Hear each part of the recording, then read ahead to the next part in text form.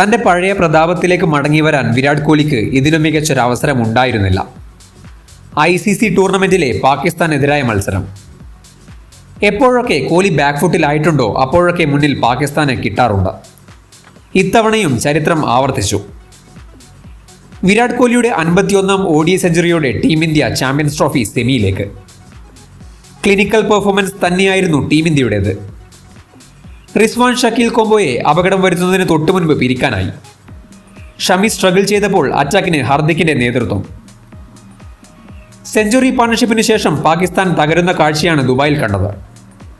144 പന്തുകളിൽ വെറും 104 റൺസ് മാത്രമാണ് റിസ്വാനും ഷക്കീലും ചേർത്തത്. 40ാം ഓവറിന് ശേഷം കുൽദീപിന്റെ സ്പെല്ലും പാക് ടോട്ടൽ 250-ൽ താഴെ ഒതുക്കി. അടിച്ചൊതുക്കാൻ തന്നെയായിരുന്നു ചേസിംഗിൽ രോഹിത് ഇറങ്ങിയത്.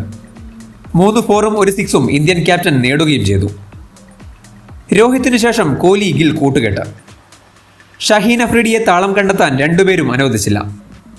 അതായിരുന്നു കളിയിൽ നിർണായകമായത്. ആദ്യ പവർ പ്ലേയിൽ തന്നെ 64 റൺസ് ടീം ഇന്ത്യ നേടി. അതിനുശേഷം കോഹ്ലിയുടെ മറ്റൊരു മാസ്റ്റർ ക്ലാസ്. ODIയിൽ 14,000-വും കടന്ന് മുന്നോട്ട്. ശ്രേയസ് വന്നതോടെ കളിയുടെ വേഗം കൂടി.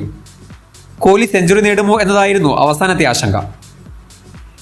എന്നാൽ മുൻപൊക്കെ കണ്ടതുപോലെ തന്നെ അളന്നു മുറിച്ച കണക്കുകൂട്ടലിൽ വിരാട് കോഹ്ലി ബാറ്റ് ഉയർത്തി. കരിയറിൽ 82ാം തവണ. മിഡിൽ ഓവേഴ്സിൽ സ്പിന്നേഴ്സ് നടത്തിയ എഫേർട്ടിനെ ക്യാപ്റ്റൻ രോഹിത് ശർമ്മ എടുത്തു പറഞ്ഞു. അക്ഷറും കുൽദീപും ജഡേജയും നടത്തിയത് മികച്ച എഫേർട്ടാണ്. ഹർദിക്കിന്റെ സ്പെല്ലും നിർണായകമായി. രാജ്യത്തിനു വേണ്ടി കളിക്കുന്നതിൽ അഭിമാനിക്കുന്ന താരമാണ് വിരാട്. ടീംമേറ്റ്സായ ഞങ്ങൾക്ക് ഈ പെർഫോമൻസിൽ അത്ഭുതമില്ല, രോഹിത് പറഞ്ഞു.